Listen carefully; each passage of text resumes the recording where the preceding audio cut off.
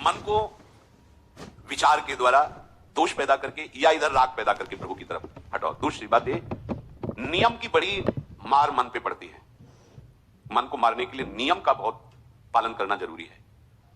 आप अपनी दिनचर्या ऐसी बनाएं, या गुरुजनों से जो पास हुई दिनचर्या, आपके पास प्रातः काल से शयन काल तक 1 मिनट भी खाली नहीं होना चाहिए। ये आप देख लो, जो अभी तक चर्चा हुई वो पूरे संसार में दोष दृष्टि करके भोगों के प्रति या प्रभु पे महत्व बुद्धि करके छोड़ दो, राग छोड़ो। वास्तविक कहीं सुख नहीं। आप लोग देख लीजिए, विवेक से देख लीजिए, अभी तक सब वही करते रहे जन्म जन्मांतर। अब हमको मन की ये जो बलवान वृत्ति है, प्रमथन स्वभाव वाली वृत्ति है, इस पर हम कुछ करना है। कैसे करना है? प्रातः काल जगने से लेकर शयन तक 1 मिनट भी आपका खाली नहीं होना चाहिए, आपकी दिनचर्या में होना चाहिए। नियमित दिनचर्या बनवा लीजिए या बना लीजिए अपने बड़ों से, अपने पूज्य जनों से, पास हमारी ये दिनचर्या। जीवन में उसका उल्लंघन नहीं होना चाहिए। ऐसी दिनचर्या नहीं, कागज वाली दिनचर्या नहीं, आपकी वास्तविक दिनचर्या जो है वही होनी चाहिए। जिस समय जो आदेश हुआ है कार्य का, आपको उसी समय वही कार्य करना है। इससे मन तुम्हारा मरेगा मन के अनुसार। यहां क्या कि रोज सुनते, आज नहीं सुनेंगे सत्संग, क्या है सुबह तक रोज वाणी पाठ में जाते नहीं जाए, 6 बजे तक सो रहे हैं, शाम की रात्रि तक, या ये ठीक नहीं। चलो आज ऐसा कर लेते, नहीं ठीक नहीं, जो नियम दिया गया वैसे ही चलो। अगर नियम से चलोगे तो उससे लाभ क्या मिलेगा? एक तो परमानंद की तरफ बढ़ रहे हो, दूसरी बात आपका मन मरेगा। मन नियम से मरता है। इस मन का स्वभाव बदल जाएगा यदि आप नियमवर्ती बनोगे। नियमानुवर्तिता से मन आपके अधीन होगा। नियम बनाओ आप। नियम अगर आपने नहीं बनाया तो परमार्थ की चढ़ाई पर नहीं चढ़ सकते हो। परमार्थ में आज तक उसी को लाभ मिला है जो नियम से चला है। किसी ने पूछा किसी से कि क्या नियम है आपके, तो उनका हमारे संप्रदाय में तो नियम है ही नहीं। गजब की बात कह दी। यहां का जो नियम है वो प्रेम से शासित है।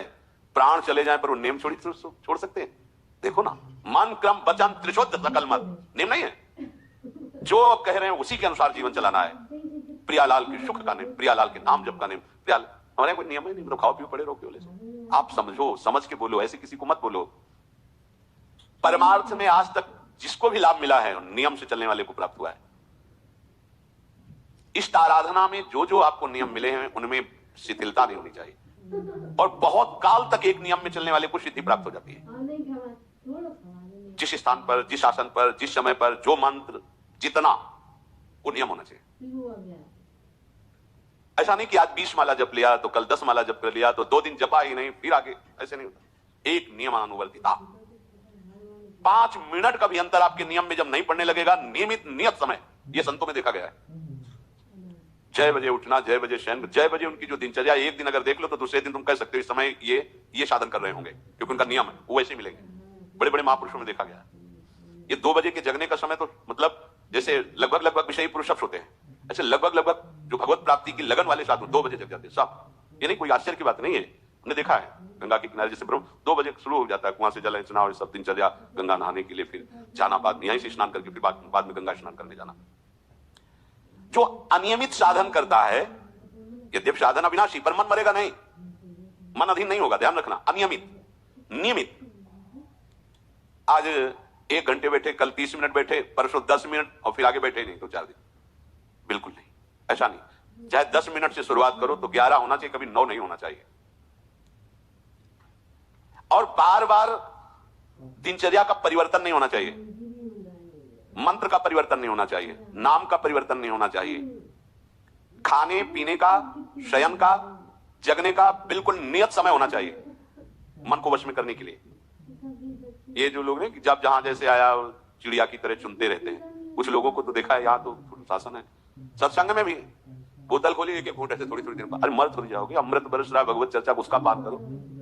चिड़िया की तरह कभी ऐसे जेब में डाले, वो रंगीन पुड़ियों नहीं होती, ऐसे थैली निकाला, भुजिया चवा 2 पानी, ऐसे मर थोड़ी जाओगे। एक बार भोजन डाल दो, प्राण पोषण होता रहेगा। एक बार नहीं, 2 बार नहीं। इसके बाद ज्यादा ये नहीं होना चाहिए, थोड़ा ये पाया, थोड़ा वो पाया, थोड़ा प्रसाद में मिले प्रणाम कर लिया, जरा से चख लिया, रख लिया, और जब प्रसाद पाएंगे तब खा लिया। बार बार खान पान से भजन में विक्षेप पहुंचता है।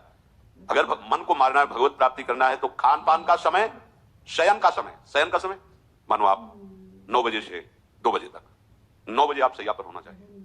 2 बजे आप सैया छोड़ ही दो, नींद आई हो या ना आई हो, इससे कोई मतलब नहीं। नियम सो नियम, यानी आज रात में नींद नहीं आई तो आज सो लेते नहीं, उठो तुरंत। आपकी दिनचर्या, अपने लोगों ने अभ्यास जब किया ना, तो उसमें ये नहीं कि जग के विचार करना है कि उठना है। जेव ही घड़ी पर दृष्टि गई, आज तक भगवत कृपा से कभी अलार्म नहीं लगाया, बचपन से लेके अभी तक। मिलेगी घड़ी तो अलार्म क्या लगाए, गंगा के लिए घड़ी लेके कौन घड़ी देगा, गरीब किसानों के। एक समय निश्चित 5-10 मिनट के अंदर की बात नहीं कहते, तुरंत वस्त्र हटाओ, तुरंत। ये नहीं कि ओढ़ के ध्यान करेंगे, वो ध्यान नहीं होगा, सो जाओगे। वो पहले अगर सर्दी के समय हटा दिया, ऐसे खुले बैठो, ठंडी लगेगी। अब नाम जप करो जितनी देर तुम्हारा नियम हो, नहीं तो चलो अपना शौच स्नान पवित्रता। फिर उस शयन वाले आसन पे न बैठे। अगर फिर नहा धो करके बैठ जाओगे तो एक नींद पूरी और हो जाएगी उसमें। और प्राय लोग यही करते ना कि पहले तो बोले नहाने धोने की जरूरत नहीं, नाम जप कर लेंगे, उसी में बैठे। ओढ़ के अगर बैठ गए तो सूर्य उदय हो गए, कितने नाम जपा उनको कुछ पता नहीं, क्योंकि वो कम्बल की उसमें, या नहा के जल्दी से उड़ के बैठ गए फिर सो गए। ऐसे साधना नहीं होती। स्नान करने के बाद फिर आसन में बैठ के बहुत साधारण अवस्था, ऐसा नहीं कि गरम गरम कम्बल ऐसे ओढ़, नहीं, ठंडी लगनी चाहिए, शांत बैठ, आंख खुली, ध्यान नहीं करना चाहिए, आंतरिक ध्यान करो। आंख मूंद ली ना तो सुषुप्ति में पहुंच जाओगे। ध्यान पूर्वक ऐसे, जैसे चातक स्वाति की बूंद को निहारता है। भागवत में आया कि कैसे श्रोता होना चाहिए, वक्ता के प्रति चातक दृष्टि से देखते, एक एक शब्द श्रवण इंद्रिय से वो पान कर रहा है, ऐसे शांत हो एकदम, देखते हुए ऐसे पान। श्रोता सोई परम सुजान, सुनत चित्त रति करे। आपके वस्त्र पहनने का ढंग, चलने का ढंग, बोलने का ढंग,